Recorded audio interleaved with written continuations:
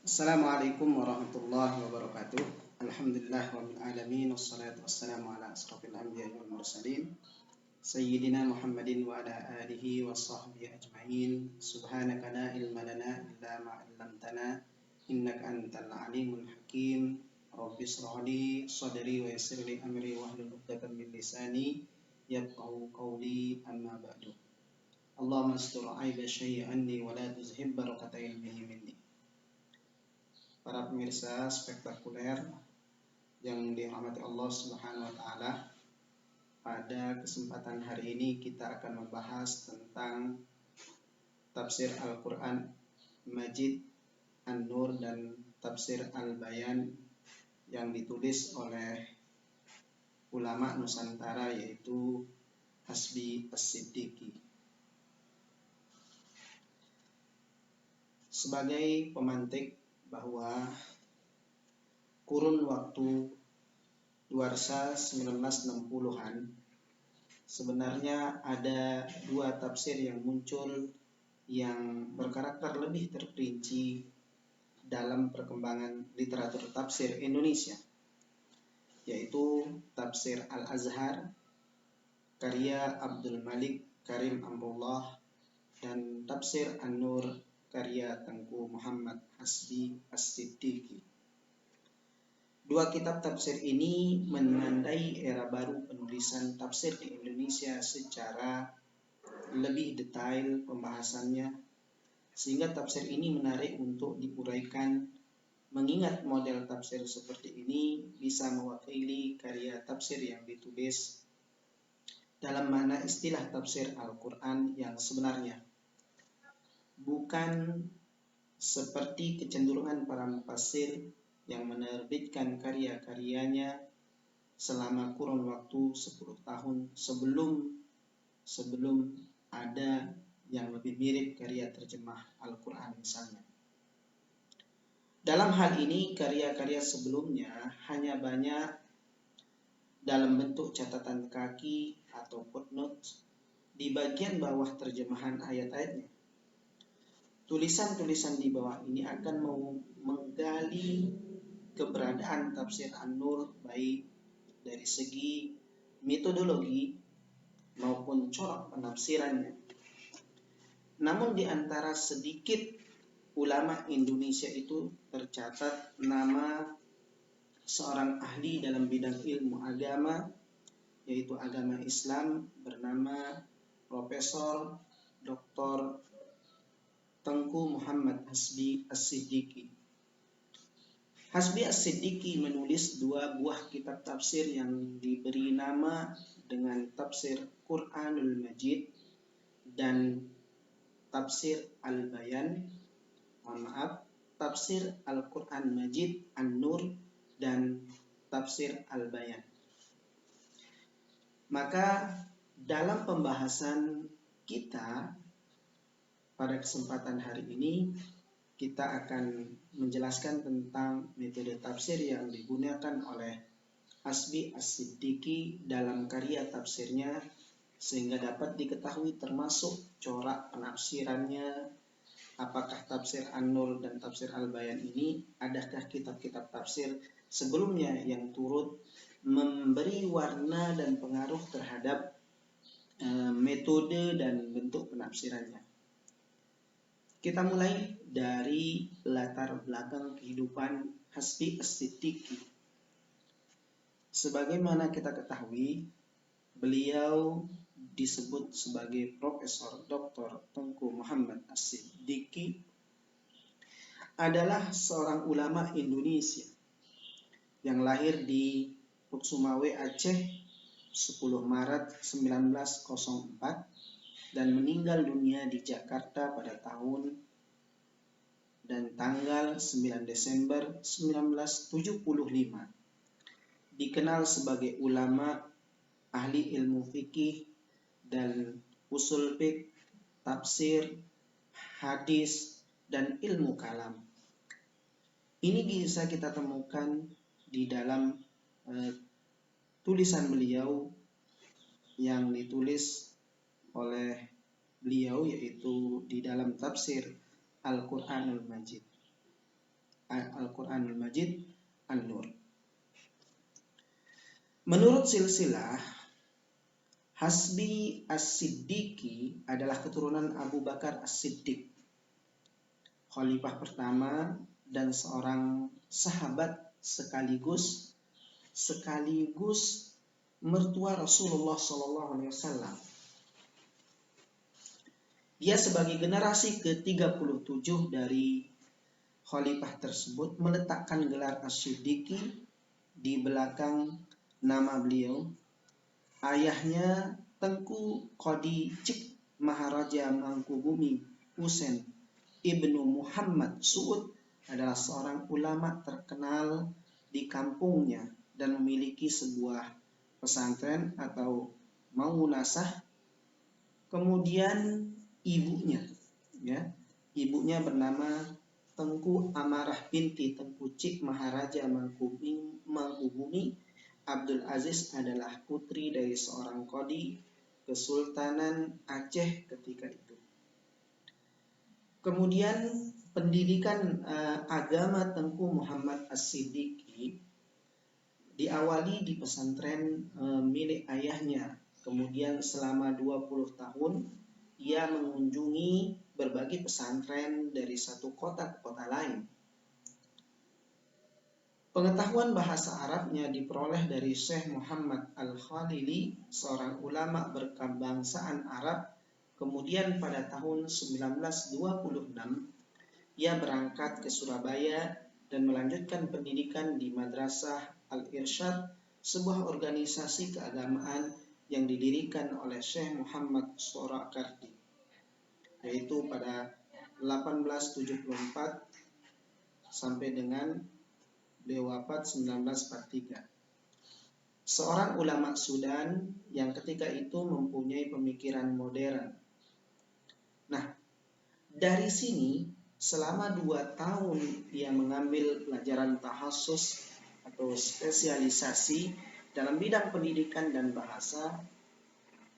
Al-Irsyad dan Ahmad Surakardi ini yang ikut berperan dalam membentuk pemikiran yang modern, sehingga setelah kembali ke Aceh, Tengku Muhammad As-Siddiqi langsung bergabung dalam keanggotaan organisasi Muhammadiyah. Kemudian pada era demokrasi liberal ia terlibat secara aktif mewakili Partai Masuni atau Majelis Syura Muslim Indonesia dalam perdebatan ideologi konstituante. Dan pada tahun 1951 ia menetap di Yogyakarta dan mengkonsentrasikan diri dalam bidang pendidikan. Kemudian pada tahun 1960 hingga tahun 1972 ia diangkat menjadi dekan Fakultas Syariah YIN Sunan Kalijaga, Yogyakarta. Kedalaman pengetahuan keislamannya dan pengakuan ketokohannya sebagai ulama terlihat dari beberapa gelar Dr.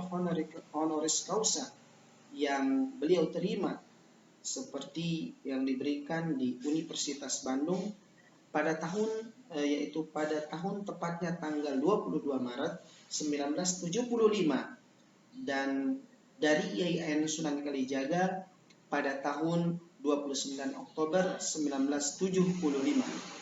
Dan sebelumnya pada tahun 1960 ia diangkat sebagai guru besar dalam bidang ilmu hadis di YIN Sunan Kalijaga.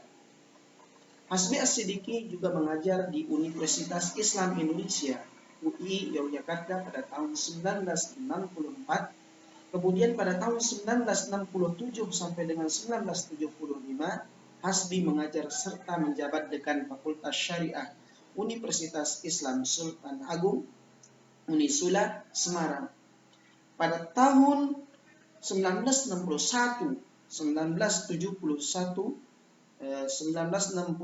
sampai dengan 1971 dia pernah menjabat rektor Universitas Al-Irsyad Surakarta.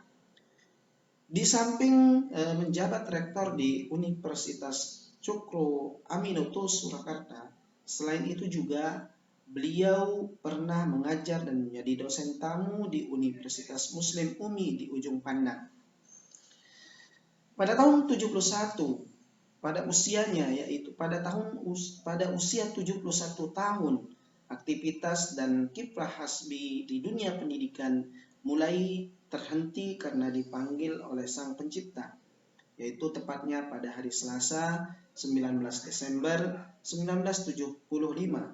Setelah beberapa hari masuki karantina haji dalam rangka menunaikan ibadah haji, beliau berpulang ke rahmatullah dan jasad beliau dimakamkan di pemakaman keluarga YIN yang sekarang UIN Ciputat Jakarta atau UIN Syarif Hidayatullah.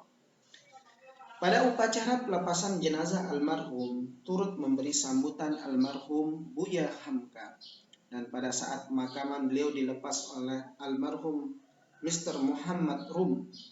Naskah terakhir yang beliau selesaikan adalah pedoman haji yang kini telah banyak beredar di masyarakat luas sebagai sebuah panduan dalam melakukan ibadah haji. Inilah keluasan perjalanan intelektual seorang Hasbi As-Siddiqi. Karya-karya tulisnya dibaca oleh kaum muslimin di Indonesia, tetapi juga menjadi referensi penting di beberapa negara, misalnya Malaysia, Brunei, dan Singapura.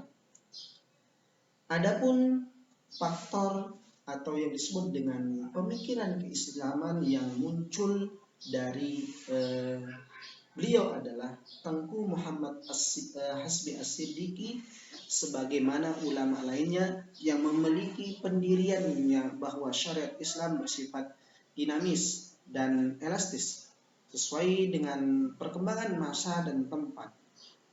Ruang lingkupnya mencakup semua aspek kehidupan manusia, baik hubungan dengan sesama maupun dengan Tuhannya. Hablum minallah wa hablum minan nas. Syariat Islam yang bersumber dari Allah Subhanahu wa taala ini kemudian dipahami oleh umat Islam melalui metode ijtihad untuk mengantisipasi setiap perkembangan yang timbul dalam masyarakat, dan ijtihad inilah yang menimbulkan fikih. Hasbi As-Siddiqi menganggap banyak umat Islam, terutama di Indonesia, yang tidak membedakan antara syariat yang langsung berasal dari Allah Subhanahu wa taala dan fikih yang merupakan pemahaman ulama mujtahid terhadap syariat tertentu.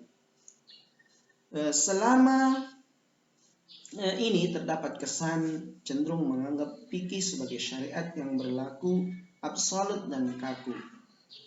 Sehingga menurutnya kitab-kitab fikih yang ditulis imam-imam mazhab dipandang sebagai sumber syariat, meskipun terkadang relevansi pendapat imam mazhab tersebut perlu dikaji ulang dan dikontekskan dengan masalah kekinian, karena hasil ijtihad mereka tidak terlepas dari situasi dan kondisi sosial, budaya, serta lingkungan geografis lingkungan mereka yang tentu saja berbeda dengan kondisi masyarakat sekarang.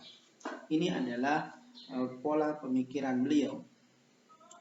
Ia juga menggagas perumusan kembali hukum fikih yang berkepribadian Indonesia, khas Indonesia. Karena melihat hukum fikih yang dianut masyarakat Indonesia banyak yang tidak sesuai dengan kepribadian bangsa Indonesia, sehingga cenderung terlihat memaksakan.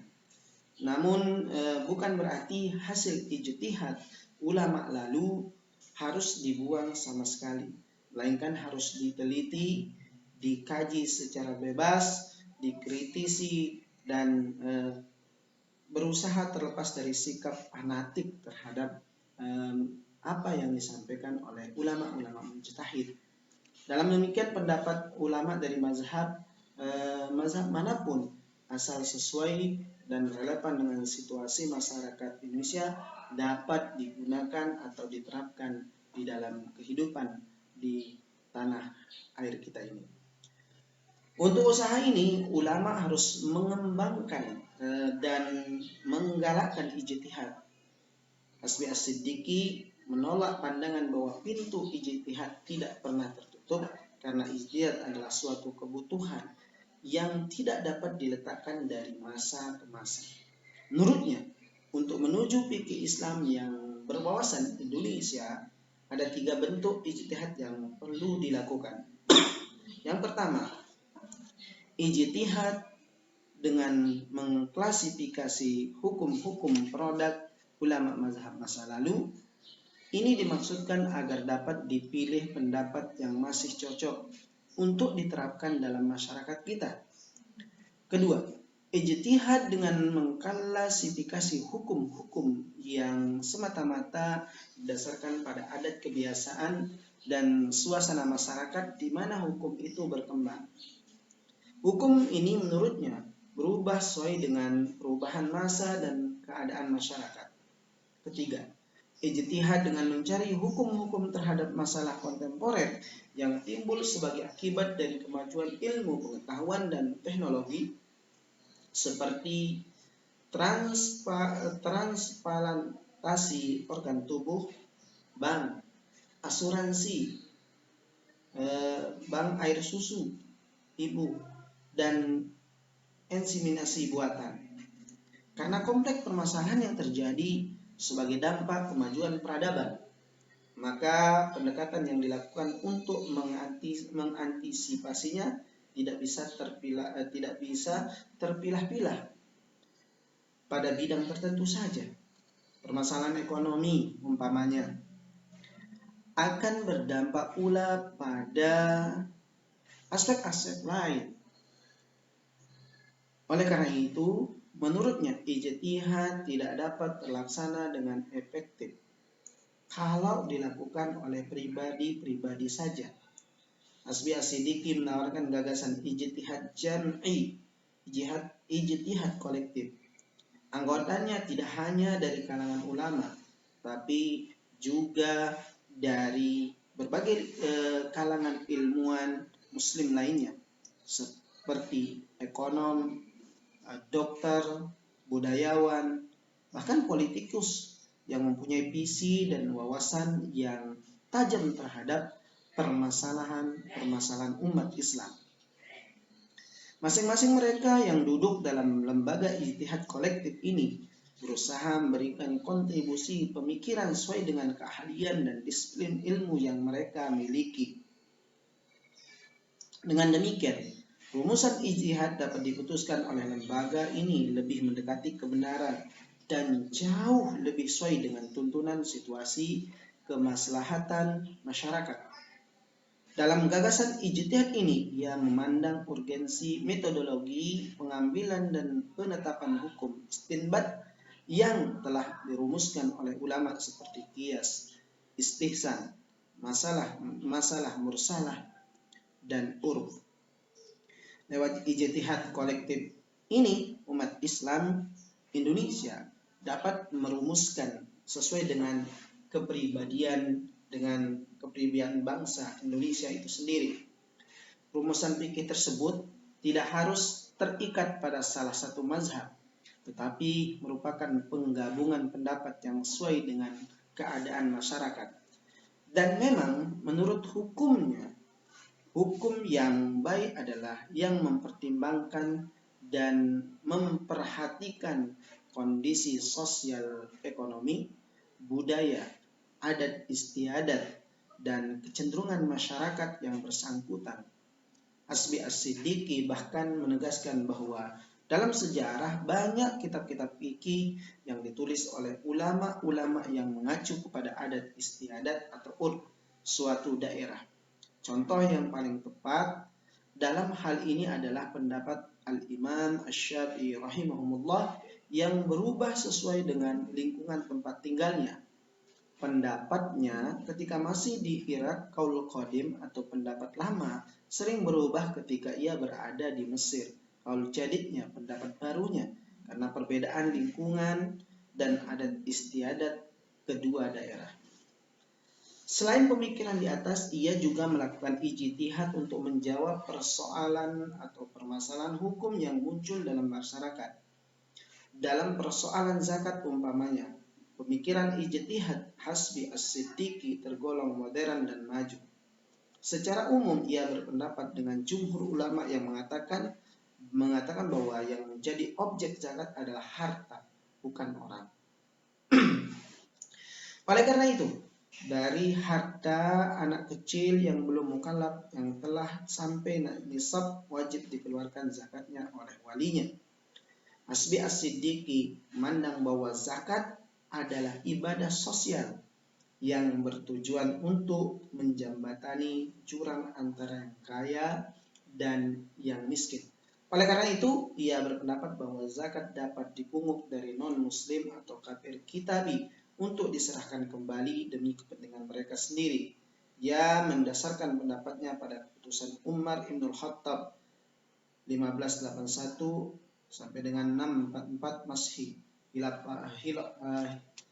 Khalifah kedua setelah Abu Bakar, yaitu Umar bin Khattab sebagai khalifah menggantikan Abu Bakar yang menggantikan Rasulullah SAW. Ketika Rasulullah SAW telah wafat, untuk memberikan zakat kepada kaum zimmi atau az-zimmah, orang non-muslim yang bertempat tinggal di wilayah negara Islam yang sudah tua dan miskin. Umar juga pernah memungut zakat dari orang Nasrani Bani Tughalab. Pendapat ini dilandaskan oleh prinsip pembinaan kesejahteraan bersama dalam suatu negara tanpa memandang agama dan golongannya. Menurut Hasbi As-Siddiqi, karena fungsi sosial zakat adalah untuk mengentaskan kemiskinan, maka prinsip keadilan haruslah diutamakan dalam pemungutan zakat. Ia berpendapat bahwa standarisasi ukuran nisab sebagai syarat wajib perlu ditinjau ulang. Ia memahami ukuran nisab tidak secara tekstual, yaitu sebagai simbol bilangan yang kaku. Ia menandaskan bahwa nisab zakat memang telah diatur dan tidak dapat diubah menurut perkembangan zaman. Akan tetapi standar nisab ini harus diukur dengan emas, yaitu 20 miskal atau 90 gram emas. Menurutnya, emas dijadikan standar nisab karena nilainya stabil sebagai alat ukur. Para pendengar spektakuler yang berbahagia, sejalan dengan tujuan dan menciptakan kesejahteraan masyarakat, ia memandang bahwa pemerintah sebagai ulil amri atau penguasa pemerintah di negara Islam dapat mengambil zakat secara paksa terhadap orang yang enggan membayar zakat. Ia juga berpendapat bahwa pemerintahan hendaknya membentuk sebuah dewan zakat Baitul Mal untuk mengkoordinasi dan mengatur pengelolaan zakat. Dewan ini berusaha berdiri sendiri, tidak dimasukkan dalam Departemen Keuangan atau Perbendaharaan Negara. Karena pentingnya masalah zakat ini, ia mengusulkan agar pengaturannya dituangkan dalam bentuk undang-undang yang mempunyai kekuatan hukum. Hasbi As-Siddiqi termasuk ulama yang menolak pandangan bahwa pintu ijtihad telah tertutup, karena ijtihad adalah suatu kebutuhan yang tidak dapat dielakkan dari masa ke masa. Sebaliknya, ulama harus mengembalikan ijtihad untuk merumuskan fikih Islam yang berwawasan Indonesia. Menurutnya, ijtihad tidak dapat terlaksana dengan efektif kalau dilakukan oleh pribadi-pribadi saja. Ia menawarkan gagasan ijtihad jam'i atau kolektif dengan anggotanya yang tidak hanya dari kalangan ulama, tetapi juga dari berbagai kalangan.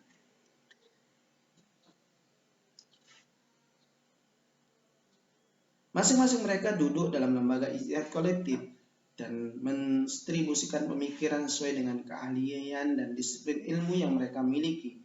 Dengan demikian, umat Islam mampu merumuskan fikihnya sendiri yang sesuai dengan kepribadian bangsa. Dan menurutnya, hukum yang baik adalah mempertimbangkan dan memperhatikan kondisi sosial, ekonomi, budaya, adat istiadat, dan kecenderungan masyarakat yang bersangkutan. Mungkin dengan pandangan seperti inilah ia mencoba menafsirkan Al-Quran agar bisa dengan mudah dipahami oleh umat Islam Indonesia, sehingga dengan memahami ayat Al-Quran yang baik menghasilkan ijtihad yang dibutuhkan umat dan tidak menyimpang.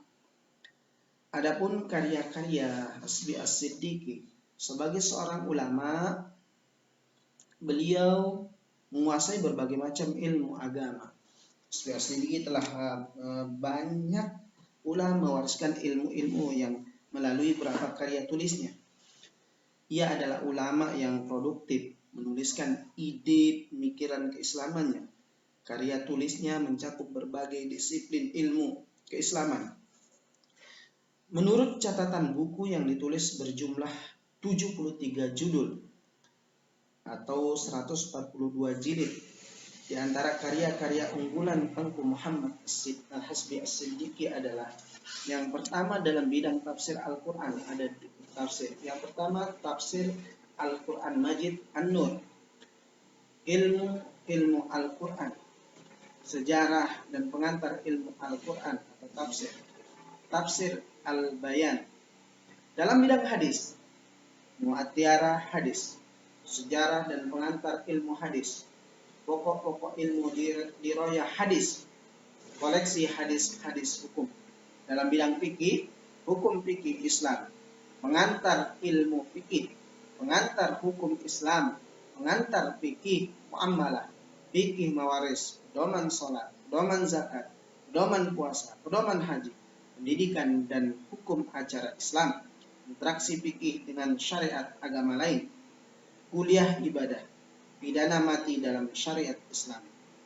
Dalam karya yang umum ada kitabnya atau bukunya satu yang berjudul Al-Islam. Baik pemirsa spektakuler yang dirahmati Allah Subhanahu wa taala, kita lanjut dengan pembahasan tentang deskripsi tentang tafsir An-Nur dan tafsir Al-Bayan, di mana dua tafsir ini adalah karya fenomenal dari Tengku Muhammad As-Siddiq. Kita mulai dari tafsir Al-Quran Majid An-Nur, sejarah dan latar belakang penulisannya. Melihat dari periodisasi perkembangan tafsir di Indonesia, tafsir Al-Quran Majid atau yang lebih kenal dengan nama tafsir An-Nur adalah tafsir termasuk pada periode atau generasi pertama dari awal abad ke-20 hingga tahun 1960 dengan kategori tafsir keseluruhannya yaitu 30 juz. Tafsir An-Nur adalah salah satu karya tafsir monumental Tengku Muhammad Hasbi As-Siddiqi yang pertama ditulis olehnya. Tafsir An-Nur pertama kali diterbitkan pada tahun 1952. Ini adalah kitab tafsir yang lengkap pertama karya ulama tafsir Indonesia yang diterbitkan di Indonesia. Tafsir ini mudah dicerna oleh semua golongan masyarakat, dari para peneliti sampai para pemula. Tafsir ini pula yang menjadikan rujukan terjemah Al-Quran Departemen Agama yang pertama tahun 1952. Kemudian untuk cetak pertama edisi kedua 1993, tafsir An-Nur disunting oleh kedua anak Tengku Muhammad Hasbi As-Siddiqi, Dr. Nuruzzaman Siddiq MA dan Haji Z. Fuad Hasbi As-Siddiqi. Sejarah dan latar belakang penulis tafsir ini diawali keinginan Hasbi As-Siddiqi untuk menyusun suatu kitab tafsir yang berbahasa Indonesia, namun tetap berpedoman pada kitab-kitab tafsir muktabar atau otoritatif. Hal ini dilakukan karena perhatian terhadap para peminat tafsir Indonesia yang mungkin tidak semua memahami bahasa Arab secara baik. Menurutnya, Al-Quran harus dipahami oleh semua kalangan. Bagi mereka yang mengerti bahasa Arab secara baik dan mengerti tentang kaidah-kaidah tafsir, mungkin saja mereka langsung merujuk kepada kitab-kitab induk berbahasa Arab. Tetapi bagi peminat atau pemula pengkaji tafsir yang tidak mengetahui bahasa Arab dengan baik, itulah jalan memahami tafsir Arab itu sulit dan tertutup baginya. Tegasnya, penyusunan tafsir ini demi untuk mempermudah para pembaca dan peminat tafsir yang tidak memiliki pengetahuan mendalam tentang bahasa Arab. Namun, tentu tujuan penulisan tafsir An-Nur ini tak lepas dari perhatian Hasbi As-Siddiqi untuk membudayakan Al-Quran dan hadis Nabi melalui terjemahan ke bahasa Indonesia. Kemudian dengan segala keseriusan dan kemampuannya, Hasbi As-Siddiqi menyusun sebuah tafsir yang ia namai An-Nur, yang artinya cahaya. Sumber rujukan penafsiran perbandingan dengan tafsir Al-Maraghi. Setelah terbit tafsir An-Nur, tidak lama kemudian banyak dari pembaca yang berkomentar dan beranggapan bahwa tafsir An-Nur ini merupakan terjemahan 100% dari satu tafsir karya ulama klasik, sehingga terkesan tafsir An-Nur hasil jiplakan dari tafsir Al-Maraghi. Bahkan ada yang mengatakan bahwa tafsir ini adalah terjemah murni tafsir Maraghi. Kemudian untuk meluruskan anggapan tersebut, dalam mukaddimah tafsirnya, Hasbi As-Siddiqi mencoba memberikan respon pada penerbitan ulang tafsirnya tersebut, bahwa usahanya dalam penyusunan dan penafsiran tafsir An-Nur ini bukanlah hasil jiplakan, tetapi hasil pemahaman dari tafsir Al-Maraghi, dituangkan dalam bentuk bahasa Indonesia dalam rangka mempermudah para pembaca dan tidak kurang mengerti bahasa Arab. Kesimpulan atau ringkasan penafsiran yang disarikan dalam kitab tafsir induk ini punya yang mengakui bahwa dalam penulisan tafsir An-Nur ini tidak merujuk kepada tafsir karya ulama terdahulu, salah satunya Al-Maraghi. Itulah pembelaan daripada Tengku Hasbi As-Siddiqi menanggapi tuduhan bahwa tafsirnya adalah hasil jiplakan dari tafsir Al-Maraghi. Kemudian ia memaparkan sejumlah penafsiran yang dia lakukan berpedoman pada kitab tafsir induk dalam penafsiran tafsir An-Nur ini antara lain.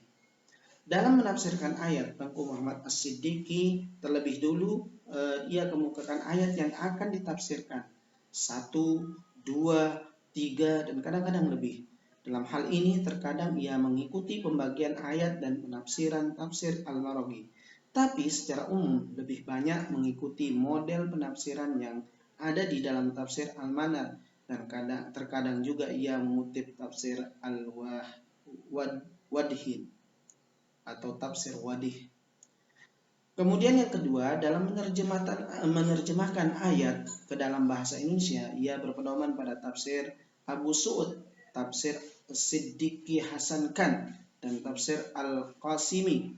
Ketiga tafsir ini yang dijadikan rujukan oleh Hasbi As-Siddiqi dalam melakukan penerjemahannya. Yang ketiga, adapun mengenai materi tafsir, kebanyakan ia ambil dari tafsir Al-Maraghi, termasuk ia juga kutip hadis yang ada di dalam tafsir Maraghi. Kemudian ia jelaskan berdasarkan penafsiran tafsir Al-Maraghi. Namun sebelum itu beliau selalu bandingkan lebih dulu dengan tafsir lain seperti tafsir Al-Qasimi dan tafsir induk lainnya. Setelah itu ia berusaha menafsirkan ayat dengan ayat yang semakna dengan ayat yang sedang ditafsirkan. Dalam penjelasan ini ia berpegang pada tafsir Ibnu Katsir karena menurut penelitiannya bahwa dalam bidang tersebut sudah menjadi maklum bahwa tafsir Ibnu Katsir adalah tafsir bil riwayah, yaitu satu metode yang menjelaskan ayat dengan hadis dan ayat dengan pendapat para sahabat. Pemirsa spektakuler yang dirahmati Allah Subhanahu wa taala, kita lanjut. Tegasnya, benar tafsir An-Nur adalah kemasan bila dibandingkan dengan tafsir Al-Maraghi. Artinya ada kesamaan antara tafsir An-Nur dengan Al-Maraghi dari segi bentuk penafsiran. Akan tetapi banyak pula terdapat perbedaan antara kedua tafsir tersebut jika melihat dari sistematika penulisan tafsir dan cara mengambil kesimpulan. Di dalam tafsir An-Nur terdapat kesimpulan setelah penafsiran satu atau berapa ayat, sedangkan dalam tafsir Al-Maraghi tidak terdapat hal tersebut.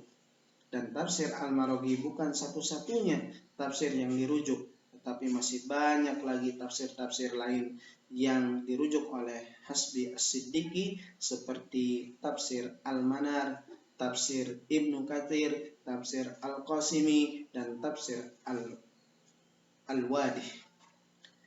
Di tempat lain ada satu kajian yang meneliti tentang metodologi yang digunakan oleh Hasbi As-Siddiqi dalam menyusun tafsir tersebut. Penelitian ini dilakukan oleh Abdul Jalal H.A. dalam disertasinya di IAIN Sunan Kalijaga pada tahun 1986, sebelum saya lahir, yang berjudul Tafsir Al-Maraghi dan Tafsir An-Nur. Sebuah studi perbandingan penelitian tersebut menyimpulkan bahwa jika menilik metode penafsiran dipakai dalam Tafsir An-Nur ini, maka akan didapati bahwa tafsir ini memadukan antara tafsir bil maksur dan tafsir bil ra'i, atau bentuk tafsir campuran antara riwayat dan dirayat.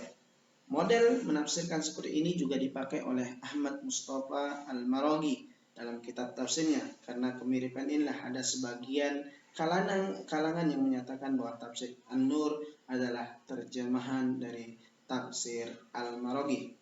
Meskipun ada kesamaan untuk bentuk penafsiran tertentu saja, tafsir An-Nur memiliki perbedaan dengan Al-Maraghi. Hal ini sekaligus membantah anggapan bahwa As-Siddiqi hanya menjiplak Al-Maraghi dalam tafsir tersebut. Perbedaan yang nyata dari kedua tafsir tersebut adalah: pertama, sumber pengambilan tafsir Al-Maraghi hanyalah satu dari sekian banyak kitab tafsir yang dijadikan rujukan oleh Hasbi As-Siddiqi. Kemudian yang kedua, sistematika penulisan jelas terdapat perbedaan juga antara keduanya. Seperti dalam Al-Maraghi terdapat tafsir mufradat, sedangkan An-Nur tidak ada. Dan yang ketiga, cara menarik kesimpulan. Pada tafsir An-Nur selalu terdapat kesimpulan di setiap penulisan, di setiap penulis mengakhiri penafsiran satu atau beberapa ayat, sedangkan pada tafsir Al-Maraghi tidak demikian. Metode dan bentuk penafsiran. Sebagaimana telah diketahui bahwa ada 3 metode penafsiran yang disepakati oleh para ulama salafus saleh atau mutaqaddimin terdahulu. Pertama, tafsir bil ma'thur atau disebut juga dengan tafsir bil riwayah atau tafsir bil manqul, tafsir Al-Quran berdasarkan riwayat dari Rasul, sahabat, tabi'in, dan tabi'ut tabi'in. Kedua, tafsir bil ra'i wal ijtihad disebut juga tafsir ad-dirayah atau tafsir bil al-maqul, menafsirkan Al-Quran bersandarkan kepada rasio serta bersandarkan pada kaidah-kaidah bahasa. Yang ketiga, tafsir bil isyarah atau tafsir isari, penafsiran disandarkan pada intuisi seorang sufi. Sementara itu, para ulama khalaf atau mutaakhirin atau yang disebut dengan ulama modern membagi metode tafsir menjadi tafsir tahlili, menafsirkan Al-Quran dengan penguraian yang luas dan menyingkap seluruh maksud dan meneliti semua aspeknya. Kemudian tafsir ijmali, menafsirkan ayat-ayat Al-Quran secara ringkas dan global. Tafsir maudhu'i, menafsirkan Al-Quran berdasarkan satu tema dan judul khusus. Dan tafsir muqarrin, menafsirkan dengan cara membandingkan suatu ayat dengan pendapat ulama. Terdapat perbedaan di antara para ahli ilmu tafsir dalam menetapkan mana yang dimaksud dengan metode corak bentuk dan sumber tafsir. Sebagian menjadi tafsir bil maksur dan tafsir bil ra'i sebagai metode tafsir. Ada yang memasukkan di dalam corak tafsir, namun ada juga yang mengklasifikasikannya sebagai bentuk tafsir. Sementara itu, ada juga yang mengkategorikan sebagai sumber tafsir. Terlepas dari perbedaan di atas, untuk menyederhanakan persoalan, maka bolehlah kita dikatakan yang dimaksud dengan metode tafsir dilihat dari segi penulisannya seperti yang dirumuskan oleh ulama khalaf.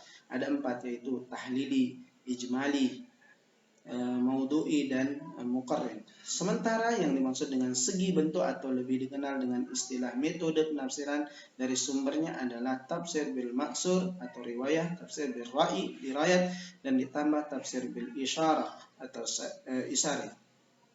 Sedangkan yang dimaksud dengan corak tafsir adalah aliran atau disiplin ilmu tertentu yang mewarnai penafsiran seperti corak bahasa, corak fikih, dan corak falsafi, dan corak yang lain-lainnya. Adapun metode penyusunan tafsir An-Nur ini, maka dapat dikatakan bahwa tafsir An-Nur menggunakan metode ijmali sebagaimana sering ditemui dalam karya-karya tafsir dari mufassir Indonesia. Seperti telah disinggung sebelumnya, metode ijmali merupakan suatu metode yang digunakan untuk memahami ayat Al-Quran dengan uraian yang sangat singkat dan dalam bentuk global, tanpa uraian panjang lebar. Mufassir menjelaskan arti dari makna ayat sebatas arti dari dan tidak menyimpang. Hal-hal inilah hal-hal lain selain arti yang dikehendaki.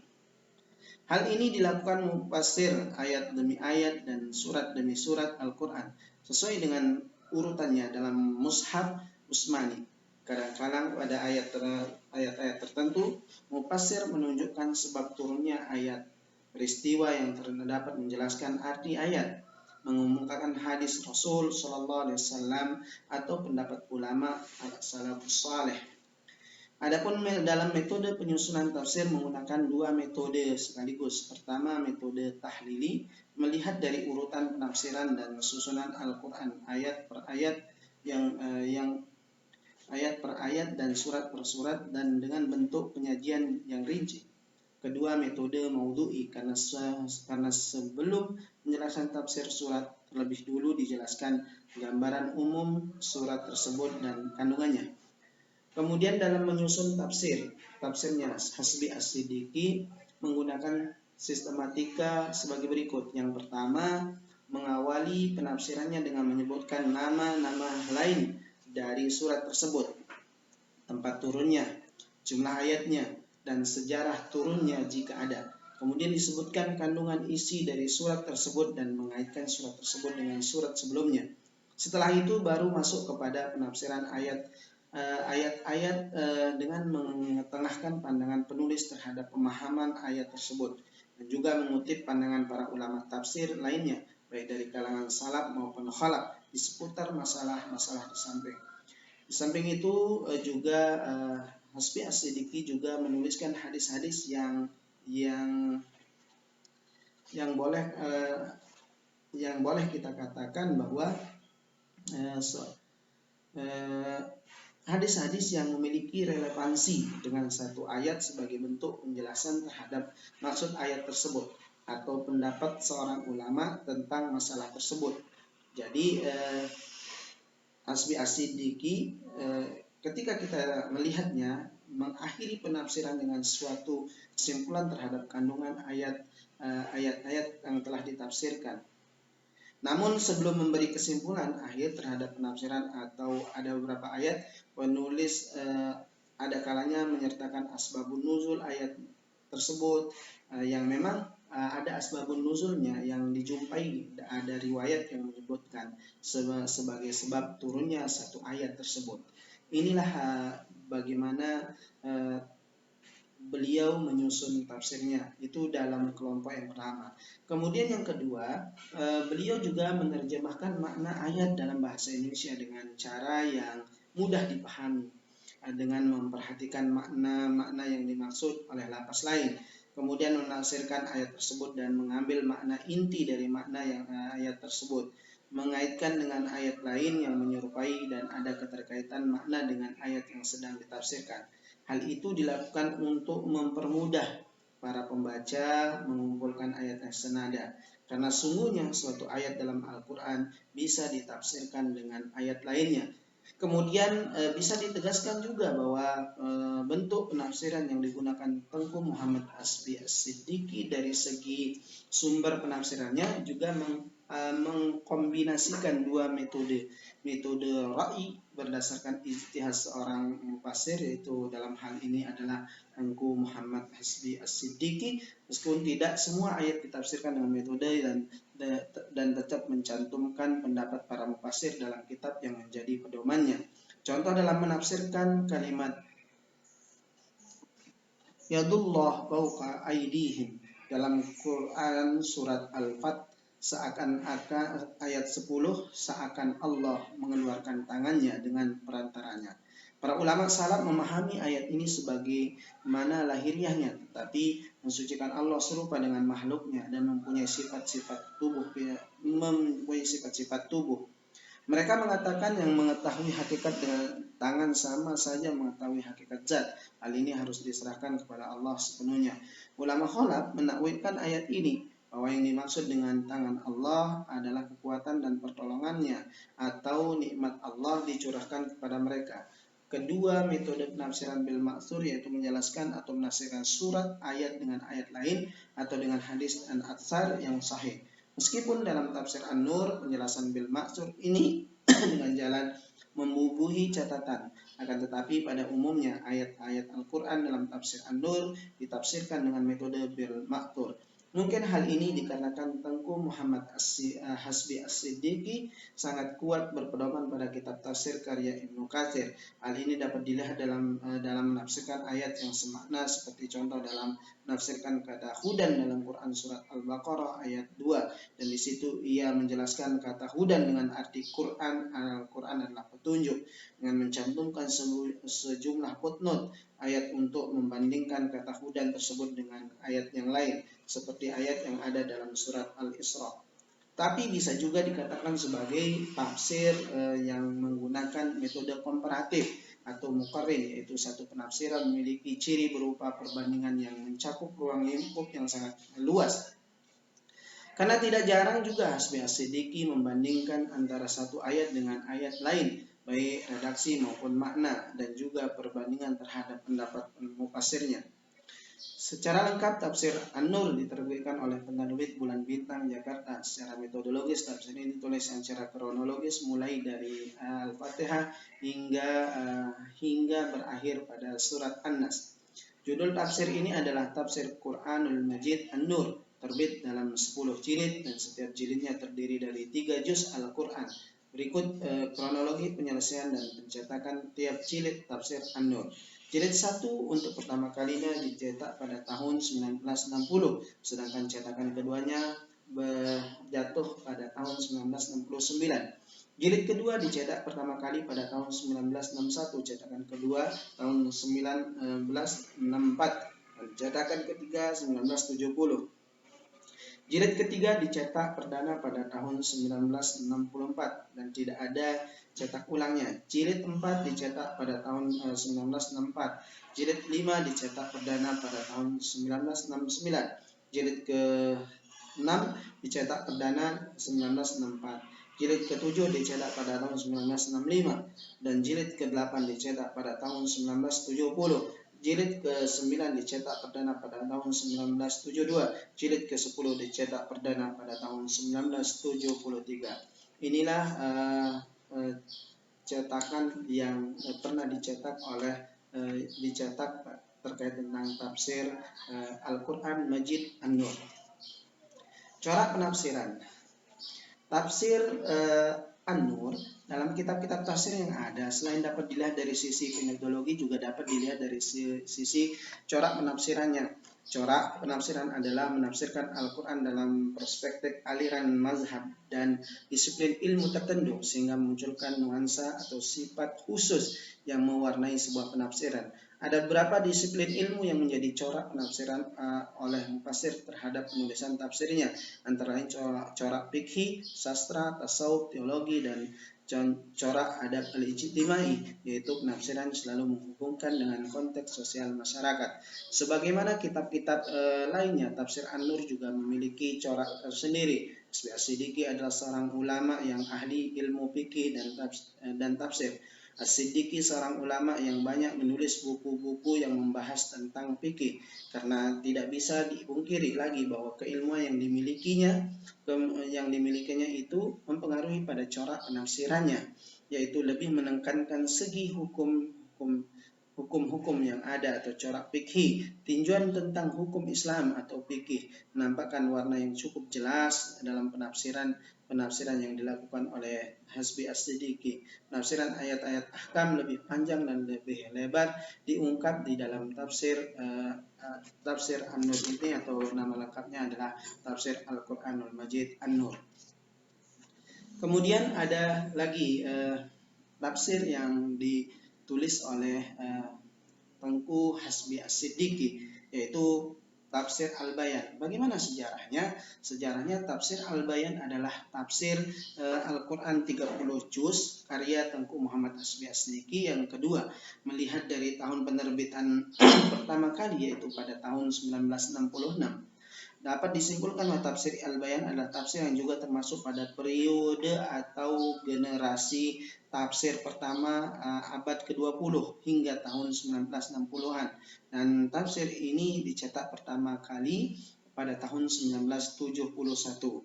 Sungguh perjalanan penulisan yang cukup luar biasa yang telah digagas oleh Tengku Muhammad As-Siddiqi.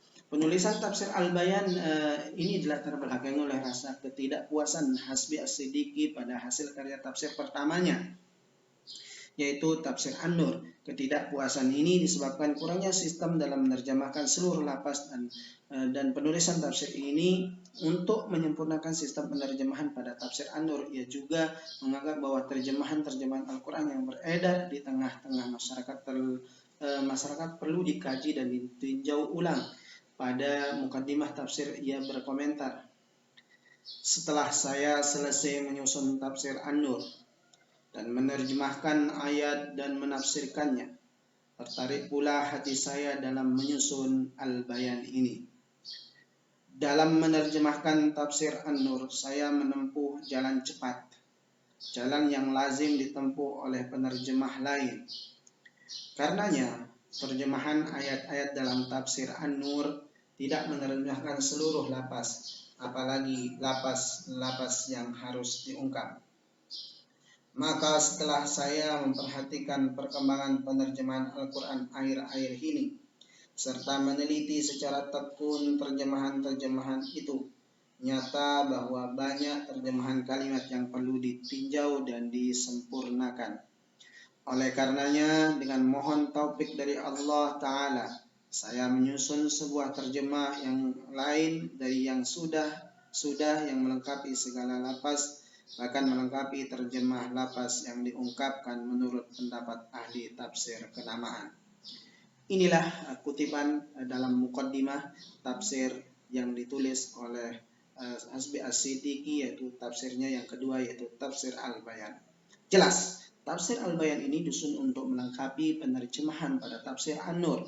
Keinginan untuk menerjemahkan Al-Quran ini dorang pula untuk menciptakan satu terjemahan dari makna Al-Quran yang lebih lengkap dan terjemahan Al-Quran yang telah berkembang saat itu.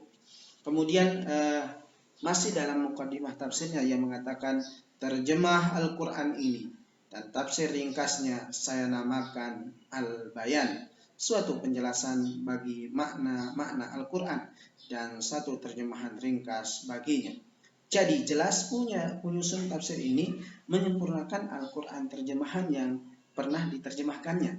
Nah, namun uniknya dalam tafsir karya kedua ini, Hasbi As-Siddiqi dilengkapi dengan sejarah Jazirah Arab, sejarah Nabi Muhammad, dan dilengkapi pula dengan beberapa bagian ilmu ulumul Quran antara lain sejarah Al-Quran, hikmah Al-Quran yang turun berangsur-angsur, hukum-hukum yang dikandung Al-Quran, uslub dakwah, kemujizatan Al-Quran, sejarah nuzulul Quran, sejarah pengumpulan Al-Quran, sejarah penafsiran Al-Quran, cara penafsiran Al-Quran, kaidah penafsiran Al-Quran, pendapat ulama tentang tafsir birra'i, menerjemahkan Al-Quran dengan hukumnya, teori nas dalam Al-Quran, adab membaca Al-Quran dan mendengarnya, pembahasan qiraat sab'ah dan uraian-uraian lainnya, asma Allah, kalimat yang mengandung makna yang banyak, makna dari beberapa huruf ma'ani, dan kesemuanya itu disusun pada awal-awal halaman juz pertama dari tafsir Al-Bayan. Lalu bagaimana metode dan bentuk penafsiran dari tafsir Al-Bayan ini, sahabat spektakuler? Mari kita lanjut. Dari segi metode dan bentuk penafsiran tafsir Al-Bayan masih menggunakan metode dan bentuk penafsiran dalam tafsir An-Nur.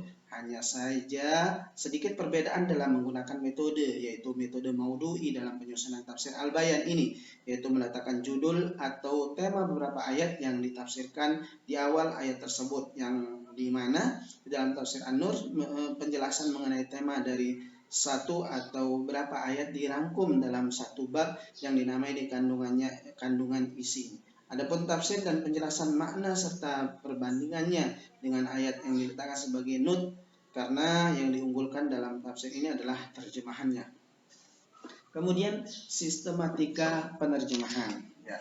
Di dalam sistematika penerjemahannya, dalam menerjemahkan Al-Quran, Hasbi As-Siddiqi di dalam tafsir Al-Bayannya, itu ada kalanya Hasbi As-Siddiqi melakukan penerjemahan yang bersifat ayat saja, bersifat satu ayat, dan ada kalanya menerjemah makna saja, yaitu dengan memasukkan ke dalam makna lapas, mana yang harus ditakdirkan atau yang dianggap ada, seperti mentakdirkan mudmar yang telah dibuang, mentakdirkan jawab, contoh kosam, sumpah, jawab iza apabila jawab lau, jika lau, jawab in jika. Dengan demikian terjemahan itu sendiri sudah menjelaskan apa yang dimaksud. Dalam menerjemahkan kalimat-kalimat yang mempunyai dua terjemahan, ia tetap menerjemahkan dengan lengkap dan menyebutkan terjemahan keduanya.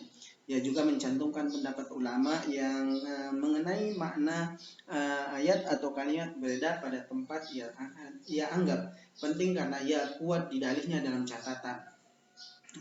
Menerjemahkan lapas sifat-sifat Allah yang sewazan fa'ul dengan yang mempaedahkan kebanyakan dan kesangatan, mewali terjemahannya dengan yang sangat atau sangat banyak atau yang maha, seperti contoh Gopur yang maha pengampun, atau yang sangat pengampun, atau yang banyak mengampuni.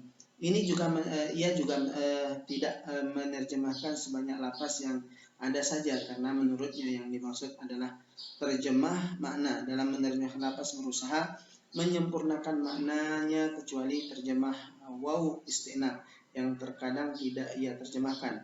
Adapun dalam menerjemahkan sigoh mubalaghah dan syifah musyabbahah yang mengikuti pendapat Al-Imam Muhammad Abduh. Ya, corak penafsiran Al-Bayan dalam memberikan penjelasan kepada ayat yang dihadapi As-Siddiqi menempuh cara-cara sebagai berikut. Pertama, menerangkan tafsirnya dengan ringkas. Kedua, menerangkan ayat yang semakna dengan ayat tersebut. Ketiga, yang menerangkan ayat-ayat ada hubungannya dengan penafsiran. Keempat, mengistimewakan perhatian kepada hukum-hukum yang dikandung oleh ayat.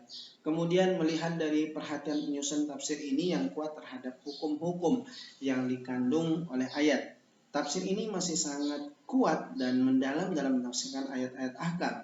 Maka tafsir ini dari segi corak penafsiran tidaklah jauh berbeda dengan tafsir An-Nur, karena memiliki kesamaan corak penafsiran, di samping juga pengarangnya satu, ya, sehingga kemiripan itu pasti ada, yaitu corak fikih. Meskipun sang mufassir juga sangat menekankan segi penerjemahan terhadap lapas-lapas suatu ayat. Nah, itu dari segi penafsiran. Dari dua penafsiran yang dilakukan ini membuktikan bahwa ulama Indonesia itu adalah ulama yang sangat kompeten di dalam bidang penafsiran, tidak kalah lebih hebat dari ulama-ulama yang ada di Timur Tengah. Begitu kawan-kawan spektakuler. Kemudian untuk menutup diskusi atau cerita tentang bagaimana Tengku Muhammad Hasbi As-Siddiqi ini ketika menulis dua karya monumentalnya, yaitu tafsir Al-Quran Majid An-Nur dan Al-Bayan. Mari kita sama-sama menutup penekanan aspek tafsir pada corak hukum sangat terlihat dalam kitab tafsir Al-Quranul Majid An-Nur dan tafsir Al-Bayan, karya yang ditulis oleh Hasbi As-Siddiqi. Gagasan pembaharuan hukum Islam yang dominan dalam tafsir Hasbi atas Al-Quran mulai diterima dan dari perkenalannya dengan gerakan pembaharuan Al-Irsyad Al-Islam.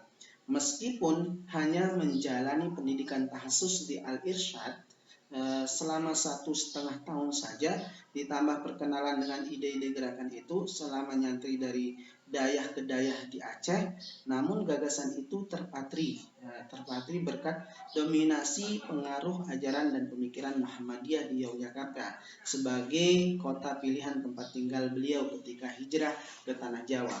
Disinilah di samping itu juga dominasi aspek hukum yang menandai corak penafsirannya, meskipun masih dalam bentuk sederhana, namun diterima keberadaannya secara baik dan bertumbuh dalam penafsiran Hasbi As-Siddiqi Al-Quran yang melalui lingkup pergaulan akademik di YIN Sunan Kalijaga. Ini juga sangat berpengaruh di dalam penafsir pola pemikiran yang dilontarkan oleh Tengku Hasbi As-Siddiqi di dalam dua karya monumentalnya.